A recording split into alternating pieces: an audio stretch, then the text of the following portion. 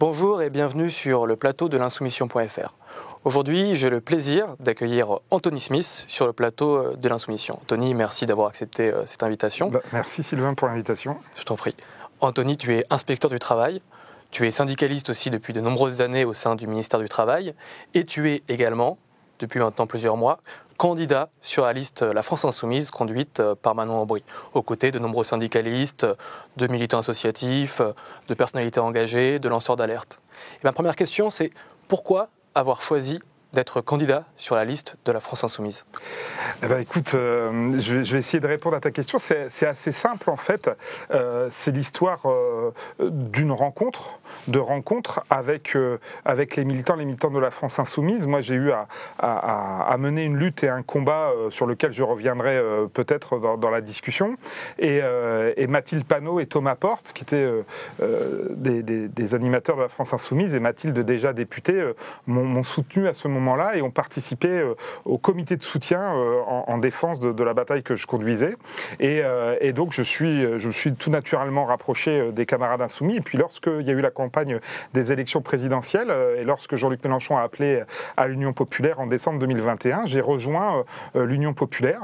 Et puis j'ai trouvé que ce qu'on y portait correspondait à ce que je recherchais depuis des années comme syndicaliste, militant social, syndical, politique. Et je me suis engagé pleinement dans l'Union Populaire, puis dans la nouvelle Union Populaire écologique et sociale, et aujourd'hui dans la campagne des européennes. Donc tout ça s'est fait parce que en fait les militants et les députés insoumis que je voyais à la télévision ou dans les luttes, je les ai toujours vus aux côtés des luttes sociales que je conduisais.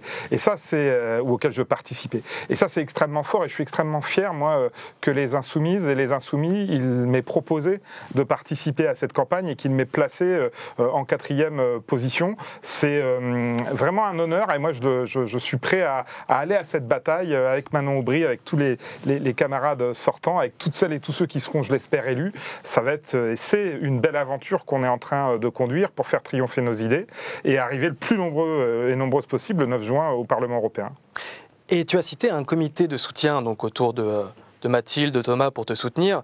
Donc j'en profite pour revenir sur l'une des principales luttes que tu as menées à partir de mi-mars, mi-avril 2020.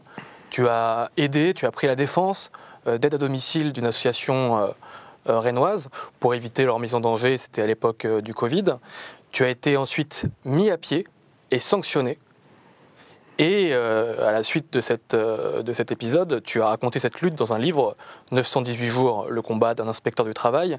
Est-ce que tu peux me dire un peu plus sur cette lutte, quel a été son impact dans ton engagement politique et syndical, et aussi quel écho ça a aujourd'hui au regard des vastes opérations de répression politique, que ce soit du mouvement syndical, avec près de plus de 1000 opérations de répression contre des syndicalistes, mais également des opérations de répression politique contre les étudiants mobilisés contre le génocide à Gaza, également contre les voies de la paix, comme on l'a vu récemment avec la convocation par la police de Rima et Mathilde. Et d'ailleurs, on le voit à l'écran sur la photo qu'on a projetée. Déjà à l'époque de ton comité de soutien, donc là c'était une photo qui date de 2022, quand tu avais été finalement relaxé, si j'ose dire, le slogan disait déjà « Nous ne nous tairons pas » et était annonciateur. Oui, tout à fait. Sans refaire toute la bataille, en 2020, je suis inspecteur du travail à Reims et comme tu l'as dit, j'interviens en défense d'une association d'aide à domicile. Ce sont toutes ces premières de corvée, comme on les a appelées, sont des femmes la plupart du temps, souvent avec des travails hachés, assurés et des conditions de travail extrêmement dures. Et je fais simplement mon travail d'inspecteur, c'est-à-dire j'interviens à leur demande parce qu'elles n'ont pas de protection, l'organisation du travail est défaillante et je vais être amené à tenter de mettre en place ce qu'on appelle un référé judiciaire, c'est-à-dire c'est une procédure pour aller devant le juge et permettre d'imposer des mesures de protection que ne prenait pas l'employeur. Mais rien ne va se passer comme cela aurait dû être, puisqu'un inspecteur du travail, il est censé être indépendant et pouvoir diligenter ses enquêtes. Je vais être soumis à une pression hallucinante de ma hiérarchie qui échange des mails avec l'employeur, avec les institutions, avec le cabinet de Muriel Pénicaud médicaux et qui vont décider en fait de me mettre sous pression en m'intimant l'ordre de ne pas continuer mon action de contrôle. Je peux te dire que c'est difficile de résister à ça, mais comme je suis indépendant, je me dis je suis face à une pression et je vais y résister. Et le 15 avril 2020, je dépose ce référé devant le juge et le soir même, je rentre chez moi et je suis suspendu de mes fonctions. Ça va durer 5 mois de suspension, puis je vais être muté d'office dans la Meuse, à Bar-le-Duc, pendant 2 ans, avant qu'un juge indépendant ne me réintègre dans mes fonctions, en disant 2 choses importantes. D'abord que les inspecteurs du travail, oui, ils sont indépendants et qu'ils doivent pouvoir conduire leur mission pour protéger la santé et la sécurité des salariés. Et 2, qu'un fonctionnaire, s'il doit évidemment obéir aux ordres, il doit désobéir aux ordres illégaux. Et je le dis parce que ça rejoint la question que tu me posais. À la fois celle de la répression qui est massive. Moi, j'ai une chance formidable, c'est d'avoir les insoumises, les insoumis, d'avoir ce comité de soutien, d'avoir l'ensemble de la gauche politique, sociale, syndicale qui m'a soutenu tout au long de ce combat. Et ça a été un véritable combat. Et puis, j'ai la chance d'avoir pu me défendre devant le juge et d'avoir gagné sur le fond de ce dossier. Mais combien aujourd'hui, tu as parlé des 1000 réprimés après la réforme des retraites, combien sont ceux qui chaque jour subissent dans les entreprises la répression, les menaces, les humiliations. Et c'est aussi ce qu'on porte dans cette campagne, d'être à côté, d'accompagner les luttes. J'étais ce matin avec les travailleurs, les travailleuses de la RATP, pas très loin d'ici, à Neuilly-Plaisance, où ils conduisent un combat notamment sur leurs conditions de travail, parce qu'ils sont exposés à des polluants, à des agents cancérogènes notamment, qui portent atteinte à leur vie et à leur santé. Et je serai demain, tu vois, dans une union départementale syndicale dans les Ardennes pour parler de la mort au travail et de cette hécatombe invisible des morts au travail. On y reviendra peut-être. Donc c'est face à cette répression, il est essentiel d'être unis et puis de relever la tête, de faire front ensemble dans l'unité, parce qu'on est plus fort quand on est ensemble. Et moi, c'est ce que j'ai vécu, cette solidarité que j'ai vécue de toutes et tous dans cette bataille-là. Il me paraissait normal de la mettre au service d'un projet politique qui est le projet dont j'ai rêvé pendant de longues années et qui enfin, avec l'Union populaire, nous permettrait de porter des avancées sociales majeures, notamment sur le champ du travail, sur le champ des conditions de travail. Et c'est là-dessus que je m'engage pleinement aux côtés des insoumises et des insoumis dans cette campagne. Et tu as cité les morts au travail. Et justement, il y a quelques jours, tu l'as vu sans doute, l'Institut La Boétie, Fondation Insoumise, a publié une note massive où elle explique que les politiques néolibérales de réorganisation du travail ont un impact majeur sur un fait social massif qui est les morts au travail. On en compte plus de 1200 chaque année.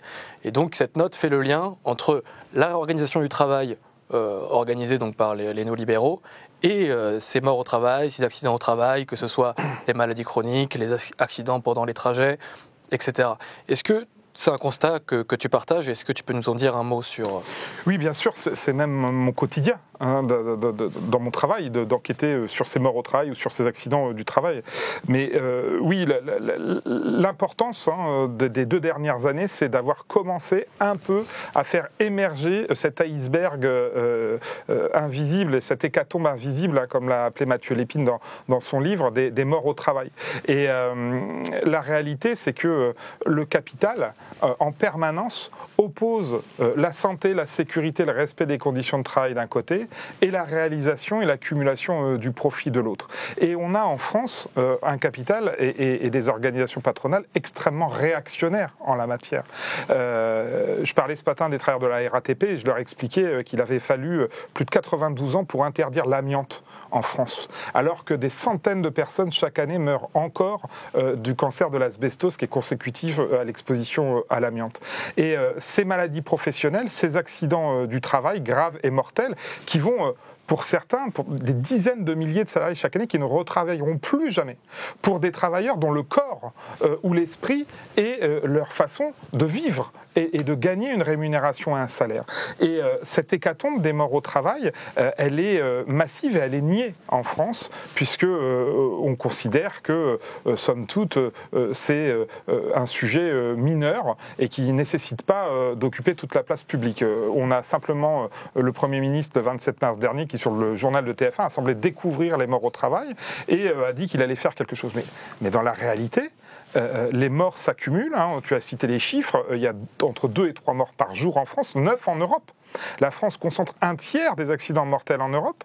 Elle est dans toutes les statistiques européennes d'Eurostat dans les plus mauvais des classements. Par exemple, sur le bien-être au travail, elle est dans la queue de peloton. Par contre, dans le nombre de morts, elle est en tête de peloton.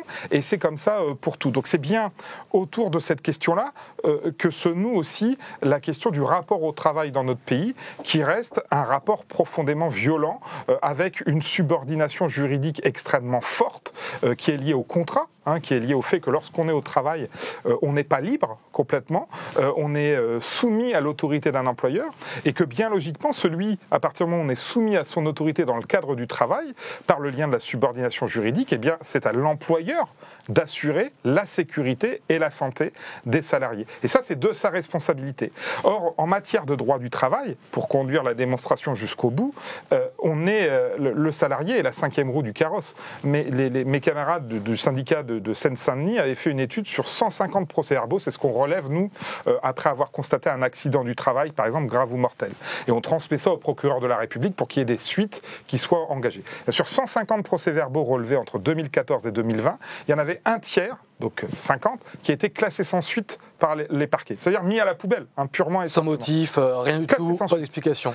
Un tiers qui était toujours en enquête, 5 ans, 6 ans, 10 ans des fois après les faits. Et un tiers seulement qui avait été jugé, dont une partie relaxée des faits, et lorsque on avait des condamnations, on a des condamnations à des peines de prison avec sursis. Et là, je te parle uniquement des procédures correctionnelles, puisque un accident du travail, ça reste de la matière correctionnelle. Mais pour ce qui est de l'indemnisation des familles ou des victimes, c'est souvent pire. J'ai accompagné récemment la compagne d'un salarié décédé dans un tribunal, au pôle social du tribunal judiciaire, et c'était 12 ans après les faits. 12 ans après les faits pour demander l'indemnisation.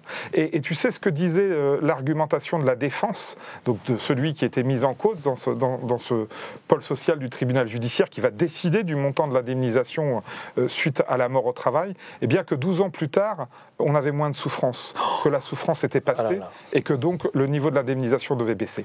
Donc il y a quelque chose qui est vraiment indigne dans ce fonctionnement de cette société, qui moi me révolte et qui continuera à me révolter, comme tout autant cette salariée qui travaille dans les sanitaires dans une gare parisienne, c'est l'histoire qui a pris un pourboire d'1 € et qui a été licenciée pour ces 1 €.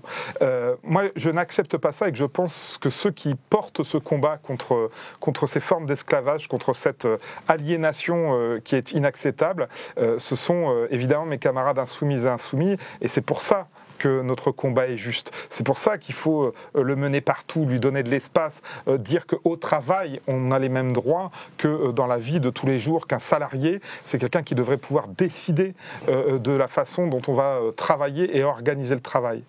La démocratie en entreprise, moi j'essaye d'évoquer ce sujet-là à chaque fois que je le peux, mais c'est une fiction. L'entreprise reste un dernier lieu, des bastions de l'absolutisme. Celui qui embauche, celui qui sanctionne, celui qui licencie, c'est l'employeur dans l'entreprise. Et ça a quelque chose de terrible, alors que celui qui y vit un tiers de sa vie, et malheureusement de plus en plus longtemps avec la réforme des retraites, c'est les travailleurs, les salariés dans les entreprises, eh bien ils ont une capacité de décision qui est extrêmement faible. Lorsqu'on sollicite l'avis d'un salarié dans le cadre des instances de représentation du personnel qui ont été sabotées par le pouvoir en place, eh bien, ces salariés, ils n'ont que des avis consultatifs. Une fois qu'on les a consultés, sauf exception, eh bien, on peut s'asseoir sur l'avis qui vient d'être donné. Donc c'est vraiment tout ça qui suppose d'être revu, notamment pour traiter de la question des accidents du travail, parce que on ne peut pas laisser cette question-là à des gens qui, en fait, considèrent l'accident comme un risque acceptable à l'intérieur d'une entreprise. Aucun accident du travail n'est acceptable. Et c'est pour ça qu'avec Manon Bry, on défend la perspective d'une directive au niveau de l'européenne, directive au niveau de l'Union européenne, 0 mort au travail, parce qu'il faut dire stop à cette situation, il faut durcir la réglementation, il faut renforcer l'inspection du travail. Enfin, il y a toute une série de propositions qu'on peut faire. Bien sûr, on y reviendra. Ouais. Et tu l'as dit, il y a une petite musique en fait qui cherche absolument à rendre coupable en fait la victime d'accident du travail. Et donc en découpant finalement la responsabilité, en niant la responsabilité du pouvoir, de l'entreprise. Et donc c'est des phrases du type « c'est la faute de la victime, elle n'avait qu'à pas être là », c'est « le droit du travail est trop dur pour les employeurs ». Bref, c'est toute en fait une série de diversions, d'éléments de langage politiques, médiatiques qui cherchent finalement à enlever la responsabilité du pouvoir et de l'entreprise dans ces accidents qui, tu l'as dit, ne sont pas une fatalité. Est-ce que tu peux revenir sur les quelques faits marquants de détricotage justement des règles de sécurité et d'hygiène, par exemple la suppression des CHSCT, mais d'autres exemples peut-être? Bien sûr. Un des premiers éléments de détricotage, c'est de considérer que la loi ne doit plus organiser les règles du travail. C'est tout le travail de casse du code qui avait été entamé par Myriam El Khomri, avant elle par Fillon, mais vraiment la loi travail de 2016 marque un tournant. Et cette idée-là est extrêmement dangereuse de dire qu'il faut remplacer les lois du travail par la négociation collective. Parce qu'on ne négocie bien que lorsque l'on est organisé, organisé syndicalement, dans des organisations syndicales qui vont pouvoir porter des combats, y compris par des luttes sociales, par la grève, pour gagner des revendications, par exemple. Mais une grande partie du salariat n'est pas organisée dans des organisations syndicales. Et à partir de là, vous ne négociez pas réellement votre salaire avec votre employeur, il vous est bien souvent imposé. Et c'est donc dans ce cadre-là la loi qui protège. Et la loi est là pour rétablir l'inégalité qui est créée par le contrat de travail. J'ai dit que lorsqu'on était au travail, on n'était pas égaux. Et tout le code du travail, toute sa construction historique au cours du XXe siècle, ça a été de rétablir une certaine égalité. Pas l'égalité évidemment parfaite, mais une certaine égalité. Et ce à quoi on assiste dans la dernière période, le macronisme et avant lui la loi travail par exemple, c'est une casse extrêmement rapide de nos conquis sociaux. Et cette casse extrêmement rapide, elle est extrêmement dangereuse. Et on la vit au quotidien. Je prends un ou deux exemples, mais la barémisation des indemnités prud'homales qui avait été mise en place par Emmanuel Macron en 2017, c'est-à-dire en fait de dire que pour un licenciement ça coûte tant, ça a été la mise en place d'un permis de licencier abusivement. Au motif de sécuriser les employeurs, de savoir combien allait leur coûter un licenciement, on leur a permis de licencier abusivement en droit. Ça, c'est terrible. Et puis, de façon collective, la suppression des CHSCT, les comités d'hygiène, de sécurité des conditions de travail dans les entreprises, qui était un lent conquis social, après-guerre, jusqu'en 82, la loi de décembre 82 de Jean Auroux qui les avait installés définitivement. Ces CHSCT, ils s'occupaient d'enquêter sur les accidents du travail, de traiter de l'évaluation des risques professionnels. Les inspecteurs du travail y étaient, les médecins du travail également. Et en 2017, ils sont littéralement supprimés lorsque le comité social d'entreprise remplace les anciens représentants du personnel, les délégués, le comité d'entreprise et ce CHSCT. Et aujourd'hui, on se retrouve dans une situation où alors qu'il était obligatoire dans les entreprises de 50 salariés et plus, il n'est dorénavant obligatoire que dans les entreprises de plus de 300 salariés, et c'est une simple commission qui a en charge ces questions-là, non plus une instance autonome. Et ça, c'est dramatique, et je pense que ça fait le lien aussi avec la situation des accidents du travail dans notre pays, c'est-à-dire que ce détricotage, cette casse du droit social et du droit du travail, elle a des effets concrets sur les risques que prennent les travailleurs aujourd'hui dans les entreprises. Il y a plus de la moitié des salariés de ce pays qui ne sont couverts par aucune instance en matière de santé, de sécurité et de conditions de travail. Et ça, quand on le dit, ça reste sous les radars très massivement parce que on est face à des organisations patronales qui continuent encore aujourd'hui de considérer toute mesure de correction, d'amélioration des droits comme étant un coût. À partir du moment où l'ensemble du Code du travail est considéré comme un coût, évidemment, on ne peut pas améliorer les conditions de travail. C'est pareil pour l'évaluation des risques professionnels. Elle est obligatoire en entreprise, elle devrait permettre d'éviter que des accidents aient lieu. Elle est obligatoire depuis plus de 20 ans dans le droit du travail français. Et pourtant, encore aujourd'hui, c'est la cinquième roue du carrosse. C'est-à-dire qu'on la met en place, cette évaluation des risques, savoir à quoi je m'expose, comment je lutte contre un risque, eh bien, c'est totalement inacceptable. Et c'est vrai pour toutes les catégories professionnelles. Je veux dire, aujourd'hui, on est dans une situation où on avait, par exemple, un décret en 2015 qui a abrogé les dispositions qui permettaient aux inspecteurs du travail de prendre des décisions lorsqu'on embauchait des apprentis mineurs dans des entreprises. Et c'était par exemple l'inspecteur qui décidait dans une boulangerie si on pouvait utiliser le pétrin pour faire le pain à partir du moment où il était bien protégé et caractérisé pour éviter qu'on puisse mettre sa main à l'intérieur. Eh bien, les gouvernements ont supprimé par décret ces dispositions-là et les ont remplacées par un mécanisme où c'est l'employeur qui déclare sans contrôle ces machines conformes. Il auto-certifie ses équipements. Aujourd'hui, quasiment aucun employeur ne déclare ses équipements de travail et on se retrouve avec un niveau d'accident chez les jeunes travailleurs et les apprentis qui est exponentiel, plus de 2 fois plus qu'en population générale. Donc il y a des mesures très simples qui pourraient être prises, de renforcer effectivement les compétences, les contrôles des inspecteurs du travail, et c'est vrai pour tous les secteurs. Avant Madame Vautrin, c'était Monsieur Dussopt qui était ministre du Travail. Oui. À la fin de l'été dernier, on a eu plusieurs morts dans les vignes lors des vendanges qui sont décédés. Et à un moment où le réchauffement climatique fait des dégâts énormes dans les populations, où cette question écologique est centrale, eh bien, elle touche aussi les travailleurs qui massivement subissent les effets de ce réchauffement climatique. Nous, on avait fait une proposition syndicale qui était de permettre aux inspecteurs du travail de pouvoir arrêter une activité, de retirer les salariés de cette activité, ils continuent à être payés, en cas de canicule et si l'employeur ne prend pas de mesures qui permettent de corriger ces situations-là. Monsieur Dussopt s'était engagé à prendre une disposition. On arrive dans les périodes de forte chaleur et de canicule, eh bien, aucune disposition n'a été prise. Pourtant, elle est très simple à prendre. D'ailleurs, les députés insoumis ont déposé avec Mathilde Panot une proposition de loi en ce sens qui permettrait d'arrêter l'activité en cas de forte chaleur si l'employeur est défaillant. Donc, tu vois, je pense qu'on a tout un programme et tout un projet qui est cohérent pour la campagne européenne qu'on pourrait décliner. Le code pénal social belge, il prévoit cette disposition-là, par exemple. Et donc, on peut très bien s'inspirer du meilleur en Europe pour protéger les droits des travailleurs. C'est ce que j'essaye de dire et c'est ce qu'on essaye de faire dans cette campagne. Oui. Parce que, oui, on parlait des accidents et oui, cette hécatombe doit cesser.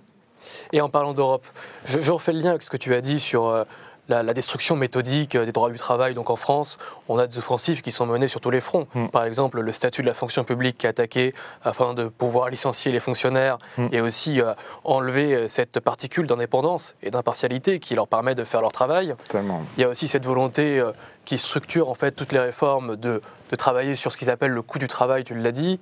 Il y a évidemment le vol de 2 ans de vie par la réforme des retraites. Bref, tu as cité tout un ensemble de mesures qui s'inscrivent dans une offensive globale du néolibéralisme. Et quelle est aujourd'hui la responsabilité de l'Union européenne, de la Commission européenne, dans ces différentes offensives sociales?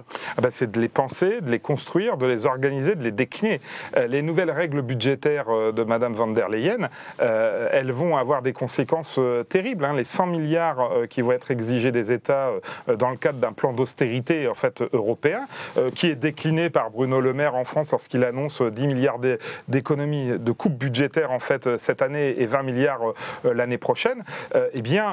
Ces nouvelles règles d'austérité budgétaire, elles sont pensées au niveau de l'Union européenne et mises en œuvre par l'Union européenne. La Confédération européenne des syndicats a commandé une étude tout récemment pour demander quels seront les effets de ces coupes budgétaires massives dans les budgets des États de l'Union européenne. La réponse, elle a été donnée dans cette étude, c'est qu'en premier, ce qui va être touché, c'est l'éducation, c'est l'école, c'est l'hôpital, c'est la santé, ce sont les services publics. Et cette attaque, elle est massive parce qu'encore une fois, ceux qui ont le plus besoin des services publics, ceux qui ont le plus besoin d'aller chez un médecin spécialiste au tarif conventionné, c'est les salariés qui déjà ne peuvent plus vivre aujourd'hui de leur salaire parce que la paupérisation est énorme, parce qu'on le voit tous au quotidien lorsqu'on fait son plein de courses, tout coûte plus cher, ou lorsqu'on paye sa facture d'électricité. Ce sont les mêmes qui ont déréglementé le marché de l'électricité au niveau européen. Donc l'Europe libérale, néolibérale, elle a des effets concrets dans nos vies aujourd'hui au quotidien. Et demain, encore pire, elle aura aussi des effets à partir du moment où la transition écologique et les mesures de transition écologique sont arrêtées, mises à l'arrêt, ce qui est en train d'être le cas, et ce qui est soutenu, moi j'entendais l'extrême droite très récemment sur ce sujet qui réclamait une pause, donc c'est-à-dire l'arrêt de la transition écologique, et c'est en cohérence avec cette proposition qu'a fait Madame von der Leyen d'une majorité qui intégrerait le Rassemblement national. Donc Donc l'Europe libérale et austéritaire telle qu'on la vit aujourd'hui, elle est à l'avant-garde des politiques que nous subissons en Europe, et le macronisme est à l'image des politiques européennes qu'il dirige d'ailleurs avec la présidence actuelle.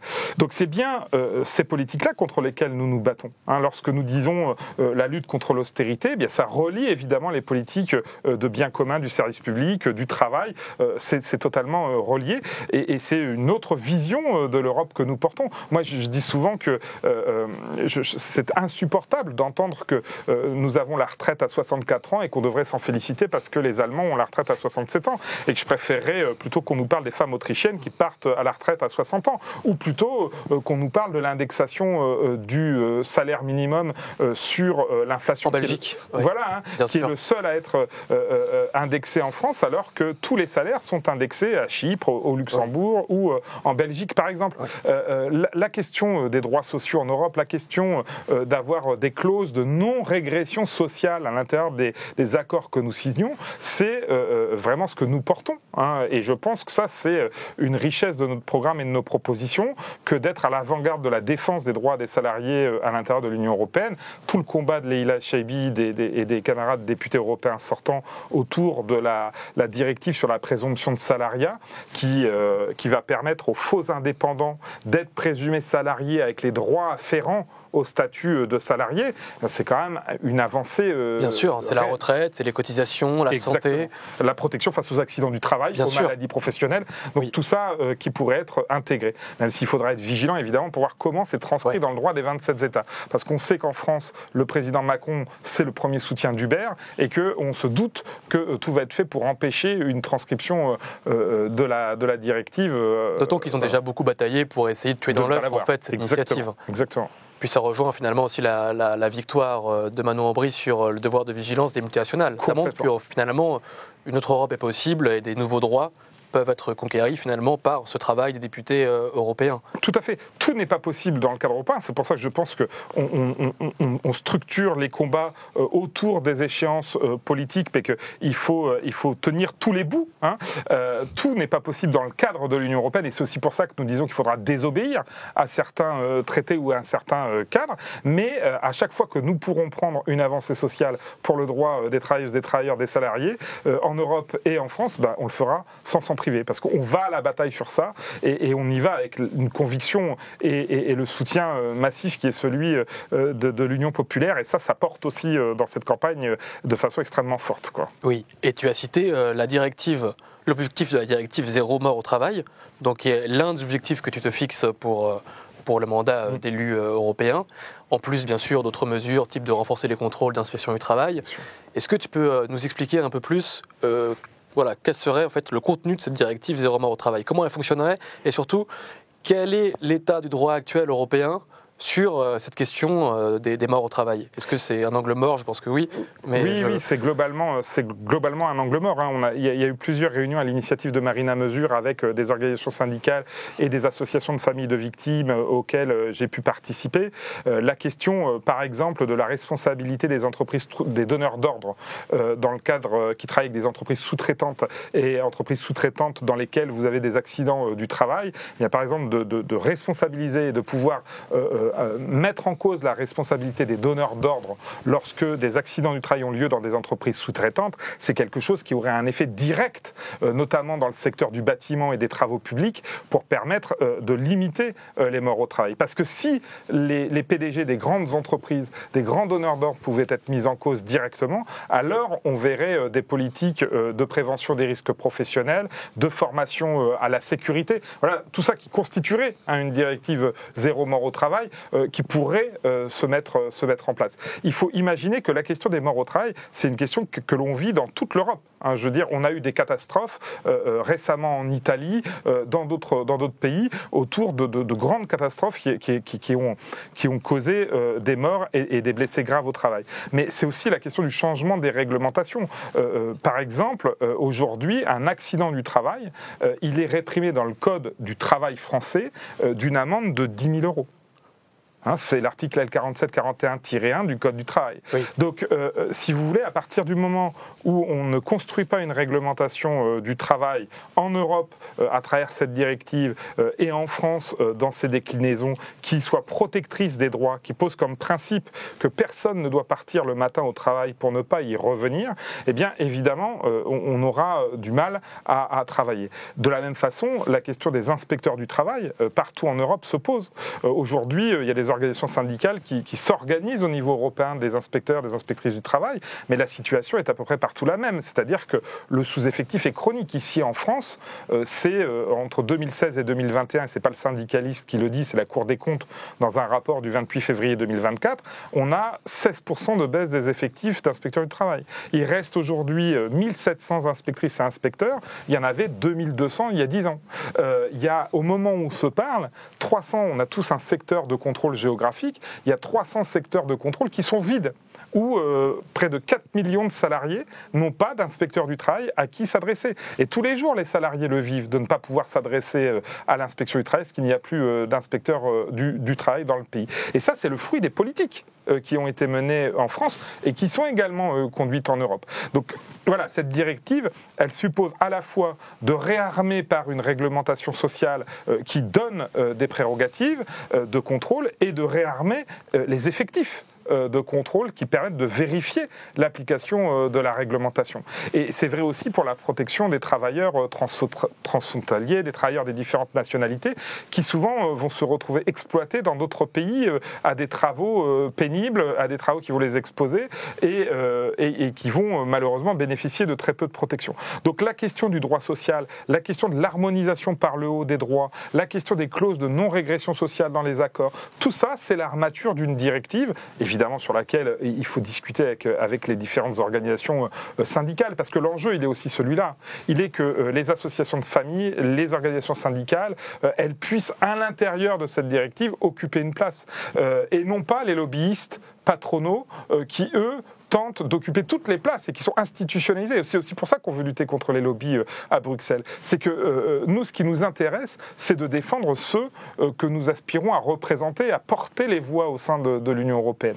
Donc c'est un petit peu cette directive pourrait servir de test de notre philosophie au niveau de l'Union européenne et de nos pratiques politiques. Et elle s'appuierait, tu l'as dit à l'instant, sur une sorte de lobby populaire finalement, sur la force du collectif, comme l'a fait Leïla Chaibi en réunissant donc sur un forum d'alternative à l'ubérisation. Elle a réuni des syndicalistes, des salariés, des travailleurs indépendants ubérisés, et c'est une co-construction finalement d'un projet pour faire échec donc aux politiques actuelles. C'est ça. Il faut arriver à imposer les citoyens, les salariés à l'intérieur du Parlement, parce qu'en fait, ce sera notre seule force et notre capacité d'agir. C'est la masse et c'est le soutien populaire au projet que nous portons. Et je vois que sur la question de la directive et des directives là, qui ont été votées tout récemment lors de la dernière plénière à Strasbourg, le travail des insoumises et des insoumis, il a vraiment pesé, il a vraiment porté. Et aussi, quel que soit le nombre que les camarades étaient dans le dernier mandat, eh bien, ils ont réussi à imposer des sujets dans une énorme machine, quand même. Et ça, c'est une vraie gageure de l'avoir fait. Surtout vu le contexte aussi de corruption, de présence des lobbies. Et la corruption, d'ailleurs, c'est devenu maintenant un message clair que Manon Aubry porte pour dénoncer justement la collusion d'intérêts d'États étrangers, d'entreprises qui mettent leurs mains justement dans ces affaires-là pour éviter finalement un renversement de vapeur. Et tu as cité un élément très important, c'est aussi la coopération avec des forces syndicales en Europe. Il y a la Confédération européenne syndicale, il y a aussi des inspecteurs du travail, tu l'as dit, qui sont organisés parce qu'effectivement c'est un fait massif social, l'accident du travail, qui fait que tous les travailleurs sont concernés. Est-ce que tu es en lien déjà avec, j'imagine, des forces syndicales, des inspecteurs du travail dans plusieurs pays européens pour se concerter, pour déjà en fait commencer à construire cette nouvelle armature sociale d'une directive pour arrêter cette hécatombe invisible? Oui, alors moi mon syndicat travaille effectivement avec d'autres organisations syndicales. Mon syndicat de l'inspection du travail travaille avec d'autres organisations syndicales en Europe. Il y a eu une rencontre il y a quelques semaines à Helsinki de différentes organisations d'inspecteurs du travail. C'est encore en travail justement, hein, c'était pas une pratique qui a été installée, mais c'est clair que moi je mettrais mon mandat aussi au service de ça, c'est-à-dire au service de cette possibilité d'avoir une inspection du travail en Europe qui soit porteur de droits sociaux et porteur d'un projet de renforcement des inspectrices, des inspecteurs du travail, parce qu'ils sont quand même un petit peu l'instrument de défense des salariés. Un inspecteur du travail, c'est quelqu'un qui est là pour protéger, pour garantir les droits, pour veiller chaque jour dans les entreprises à la sécurité, à la santé des salariés, de vérifier que les équipements de travail qui sont utilisés, ils sont bien protégés, qu'on ne puisse pas y mettre la main. C'est ce que tu disais tout à l'heure, lorsque un employeur nous dit que l'accident c'est la faute à pas de chance, ou qu'il n'avait qu'à pas mettre sa main dans la machine. Un inspecteur du travail, il va se poser une autre question, il va se demander comment on a pu mettre cette main dans la machine. Pourquoi l'équipement n'était pas protégé? Pourquoi la rambarde n'était pas là? Exactement. Et donc ça, c'est véritablement un métier qui suppose d'être renforcé, parce que lorsqu'on n'est plus que 1700, alors que tous les jours, on a une série de tâches, de missions, de décisions, de protection à organiser, eh bien, la réalité, c'est qu'on n'applique pas le droit. C'est-à-dire qu'on a un droit du travail encore un peu protecteur du salarié, mais que s'il n'y a pas les hommes et les femmes pour le mettre en œuvre, eh bien ce droit n'est pas appliqué. Et en matière de droit du travail, on est là-dedans. C'est-à-dire qu'on est dans une sous-application, je l'ai dit tout à l'heure, au niveau de la justice. Et ça, c'est à réformer complètement. Et la directive zéro mort au travail, elle devra y participer. La question des pénalités, la question du droit du travail en la matière. Et on est face à des inspecteurs désarmés, c'est-à-dire globalement qui ne peuvent pas mettre en œuvre leurs prérogatives parce qu'ils sont trop peu nombreux. Et donc si on maintient cette situation-là, c'est tout l'État social qui est abîmé. Et pas que pour l'inspection du travail, mais pour l'ensemble du bras gauche de l'État, pour celui qui protège le contribuable, pour les inspecteurs de la répression des fraudes qui protègent les consommateurs, pour les inspecteurs des services vétérinaires qui vérifient les conditions d'abattage dans les abattoirs.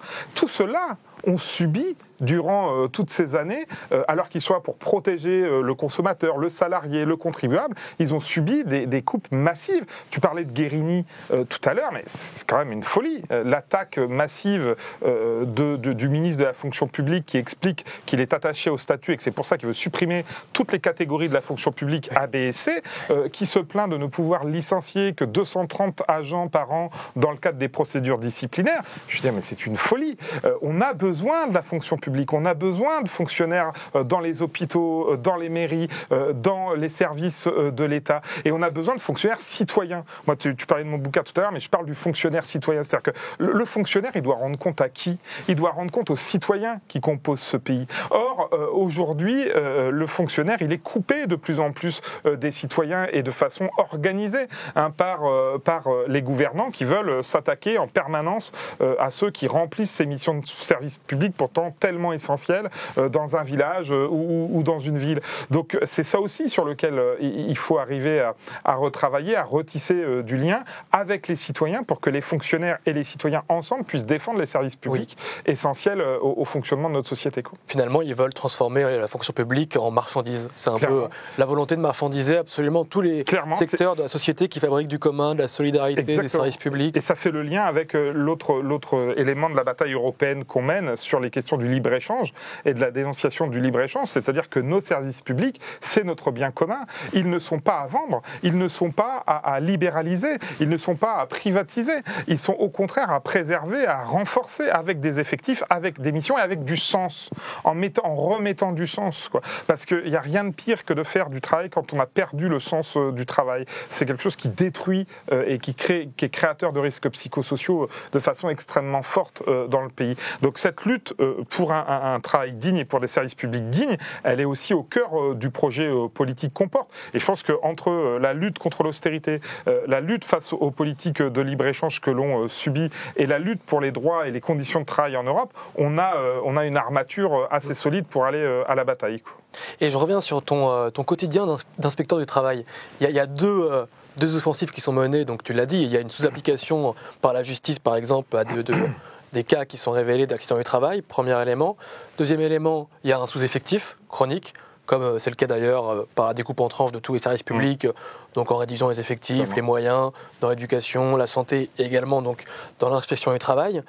Et toi, comment tu l'as vécu durant ta carrière, dans tes fonctions? Tu as vu, tu as noté ces éléments d'évolution.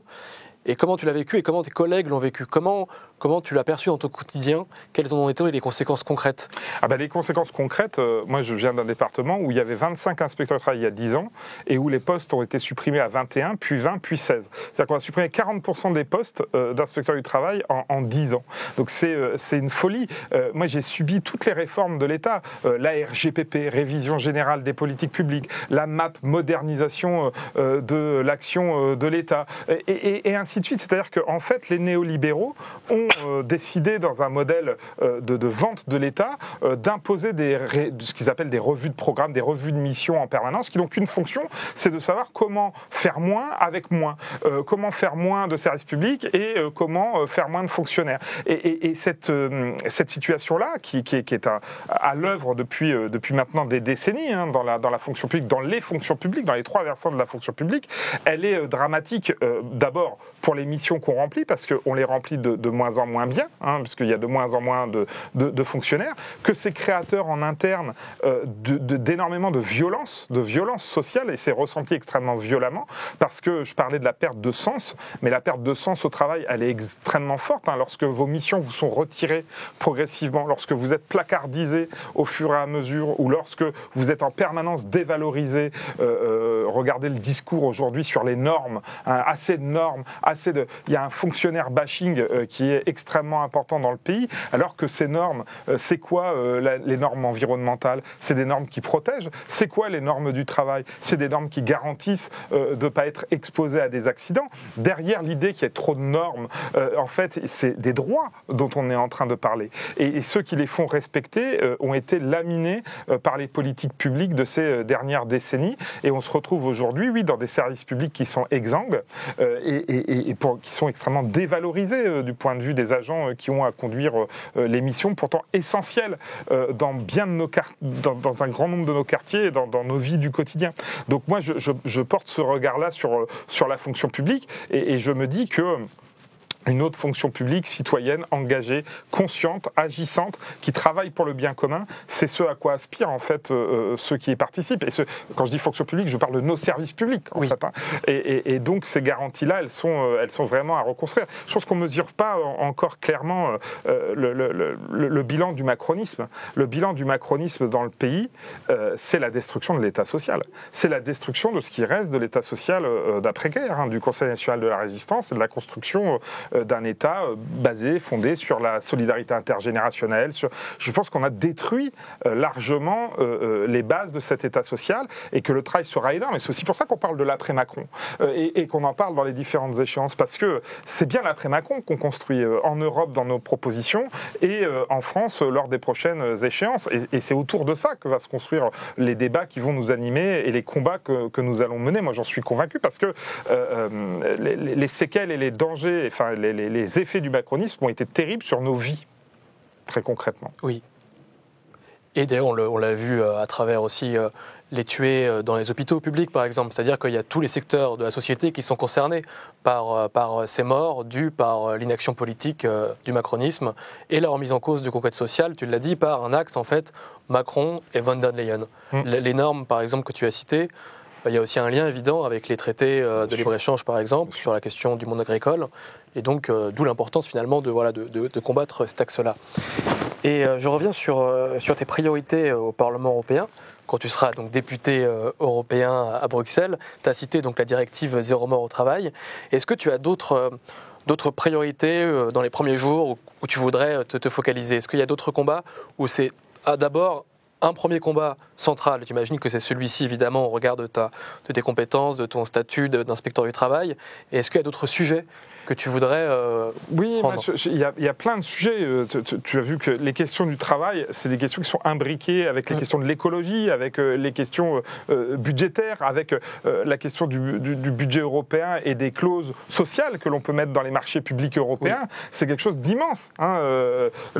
Les marchés publics européens, ils sont conséquents, ils permettraient d'être un laboratoire du mieux-disant social également, hein, si on devait discuter du contenu encore de cette directive. Mais moi, ce que je veux en premier lieu, en allant au Parlement européen, c'est garder mon humanité.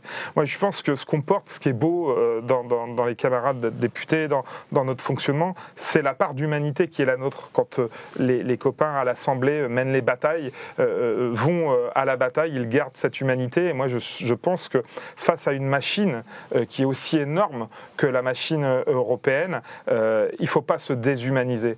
Et la meilleure garantie qui est la nôtre, c'est qu'on est au contact tous les jours. Moi, je vois dans les réunions publiques auxquelles je participe, dans les initiatives, les porte-à-porte, dans les caravanes, dans l'ensemble de ce que nous menons, il y a être en prise, en fait, avec ce qui est notre quotidien.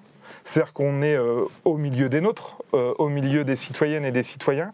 Et moi, je veux garder absolument ça et je veux l'amener le plus possible aussi à Strasbourg et à Bruxelles pour que cette humanité, elle soit celle qui guide nos choix. Parce que sinon, en fait, dans ces instances-là, le risque, c'est de se déshumaniser. C'est la logique gestionnaire, en fait. C'est de rentrer dans quelque chose où ce sont des paramètres, des éléments. Non, derrière un mort, il n'y a pas derrière les morts au travail, il n'y a pas que des chiffres, il n'y a pas que des statistiques publiques européennes, il y a des vies, il y a des familles, il y a des vies brisées, il y a des gens qui ne remarcheront jamais, il y a des familles qui ont perdu leur fils, leur père, leur enfant. Et je travaille avec le collectif des familles de victimes d'accidents du travail, ce sont des femmes, des mères, des sœurs, et elles viennent avec les photos de leurs enfants. Et c'est extrêmement fort. Et moi, je veux garder cette humanité dans les combats que je vais mener. Et il n'y a rien de mieux que d'être dans l'union populaire avec les citoyennes et les citoyens pour être toujours en prise et toujours en phase avec ça. Moi, je pense que c'est le plus important. Et ça nous conduira loin dans les combats qu'on va mener dans le prochain mandat. Et c'est la préparation aussi d'un vaste front populaire, finalement, dans les perspectives des futures échéances qui suivront le 9 juin. Auxquelles on aspire et qui seront déterminantes. Parce que, en fait, on est porteur d'espoir. Si on ne croit pas, si on ne pense pas que nous allons y arriver, alors ce sera compliqué. Moi, je pense que nous avons de notre côté cette force créatrice, de notre côté cette volonté, cette conviction, cette croyance que les propositions que nous avons mis du temps à construire, qui sont aujourd'hui abouties, qui constituent un vrai programme de gouvernement, ici en France, ailleurs en Europe, eh bien, ce programme, c'est l'heure. C'est l'heure. Il est temps de l'Union populaire, il est temps du Front populaire. Moi, j'y crois vraiment. Anthony, on arrive à la fin de l'entretien. J'allais te poser une dernière question qui est est-ce que tu as un mot de la fin? Mais ça correspondait, je pense, à un mot de la fin magnifique, une conclusion magnifique. Donc merci pour avoir accepté l'invitation, Anthony, et à très bientôt dans les luttes, les meetings, les manifs et au Parlement européen le 9 juin. Merci à toi et merci aux copains de l'Insoumission. Avec plaisir. N'hésitez pas à vous abonner au réseau de l'insoumission.fr, Twitter, Instagram, TikTok, YouTube, et à très bientôt sur le plateau de l'Insoumission.